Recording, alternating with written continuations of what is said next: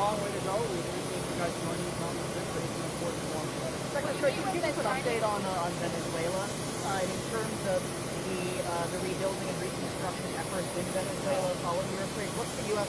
commitment to Venezuela at this point? Well, it's already upwards of $180 million. We'll do more. The Venezuelans will do more. I think we're trying to help them get access to global funding and credit as well for the rebuilding. They're still working through an estimate on the total cost, and it'll be substantial, both the removal of the debris and the building new things. By the same token, very good news last week. I thought it was a little bit underreported, to be frank, and that is that a group representing the 2015 National Assembly, the last democratically elected National Assembly, the group that we recognize as the legitimate government of Venezuela, had a meeting with the interim government, and they've agreed to set up a format and forum, not just for reconciliation talks, but to begin this transition process, which is what the people of Venezuela need. I think the first official talks will begin the first week of August. I thought that was a very powerful outcome. Obviously, we'll see where it goes, but we think that agreement was broadly met in Venezuela. It's very good news, and obviously something we're going to be very engaged in. Do you plan to meet with the Chinese Foreign Minister or Lavrov while you're out there for the ASEAN Summit? I'm not sure we've finalized that, but we'd be open to meeting with them, sure. And would you bring up anything about the Chinese election meddling and claim that Trump... Well, I would never tell you guys in a press conference where we would raise in meetings like that. Those are delicate matters. Important to? I mean, we'll see how the meeting goes. We'll talk about things that are important. We want to go, guys. So what else? What was the reaction to the president saying he wanted to charge a 20% toll on hardware? Yeah, but I think what the president was saying basically is the United States today, every night, taking on the burden of protecting global systems. Virtually none of those vessels are flying the U.S. Almost none of those vessels are delivering cargo or fuel to the United States. So we are basically providing the service of protecting these ships on behalf of the world, and we're the only ones doing anything about it.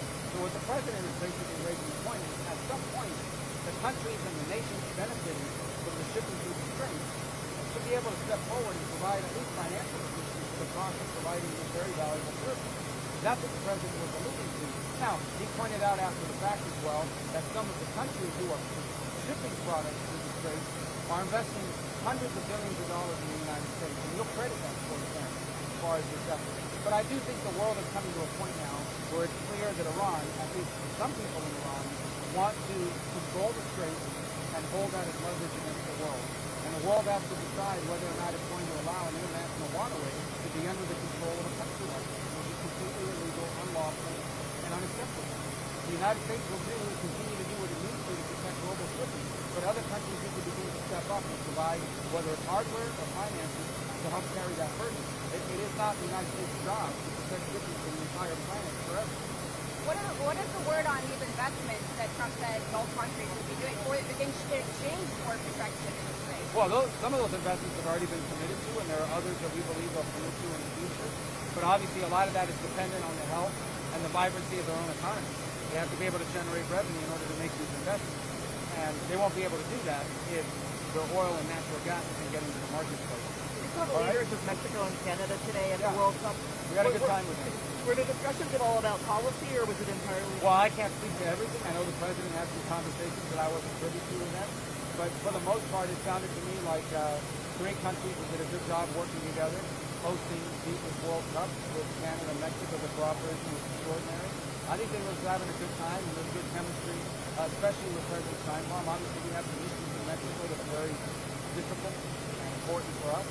But I don't think the World Cup game is probably the best place to discuss it, but we're glad she came. And we're glad that Prime Minister came as well. Can you tell us about your meeting with the Lebanese president? We're very positive this morning. I think, like I said, the future of Lebanon, the best thing that could happen for Lebanon is to have a government, a legitimate government, a big government, that controls the country. The biggest problem Lebanon has is that you have a political movement that also has an armed militia that is not just well armed and trained and equipped and financed by Iran, but they use that to conduct terrorism, particularly against northern Israel. As long as that problem exists, Lebanon will never truly be defeated. And so how do you defeat Hezbollah? How do you replace Hezbollah? You defeat and replace them with a government that is strong enough to be the sole source of arms in the country, basically the security of Lebanon in the hands of the Lebanese armed forces, and a government that's able to provide prosperity for its people. So we talked about the opportunities to do that. This is not just about military stuff. This is about how can we attract more U.S. and international investment into Lebanon. This is about like how can we restart direct flights between the United States and Lebanon that are right now you can't do that. So we're going to start a process to examine if that's possible. We have to. So we had a good meeting, and I think they'll leave on Tuesday. We'll have a very positive meeting with President Trump, and I think President Ayoun will be able to return to Lebanon and say to the people of Lebanon that he is the one that's getting positive results for the people, all Lebanese, including Christians, Jews, Shia, and Bedouin, and Druze, all the people of a very diverse country, not Hezbollah, not Iran. He is the legitimate government. He's who we're going to work with, and that government is the government that's going to start for that. All right, if the factions in Iran that are working for diplomacy, if they don't win out, what next? What happens? Do you have a message? Well, I don't think it'll be good for Iran. I mean, Iran's economy is in shambles. They have 300% inflation, particularly on life-sustaining goods. They have dwindling revenues to meet even their own payroll.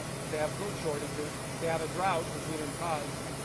But they have a gasoline shortage and a fuel shortage. All these problems existed before all this began. They've just gotten worse. It will continue to get worse. And one of the reasons why Iran is in shambles, they're a rich country. Iran is a rich country. One of the reasons why Iran is in shambles is because every penny that this regime there gets, be it through sanctions relief or through the oil they're able to get out, they invested in Hezbollah. They invested in Hamas. They spend billions of dollars supporting militias in Iraq, Hezbollah, and Hamas. They should be spending billions of dollars supporting the people of Iran. They should be spending billions of dollars building their country. But instead they use it to sponsor terrorism. So I think there's a growing awareness of that inside of Iran. And I think there's even a growing awareness of that among some of the people in their government. In fact, we have heard that from some of the people in their government. But obviously, there's a tension there, and we'll see how that plays out. I can't tell you how it's going to play out. It's up to them. Has a message on the fallen troops, sir?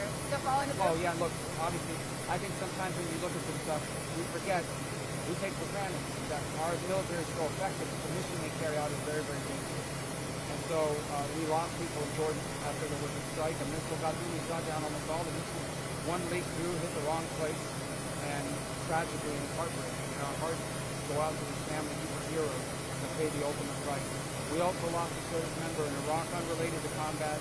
They were decommissioning ammunition, and an accident happened in that process, and they were harmed. But look, our military all over the world, especially in that part of the world, but all over the world every single day, do very dangerous things.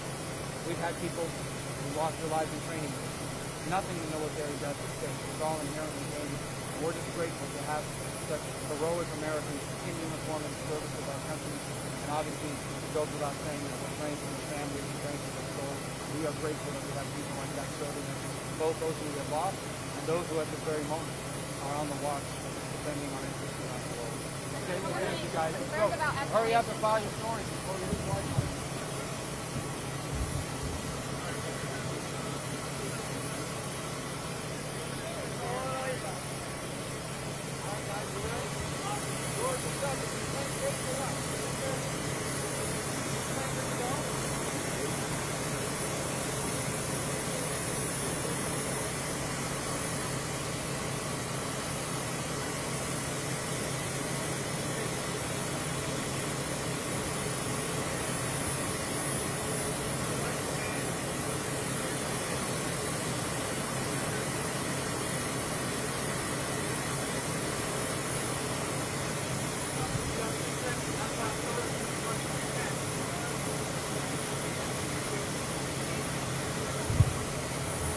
Backpack. Okay, thank you.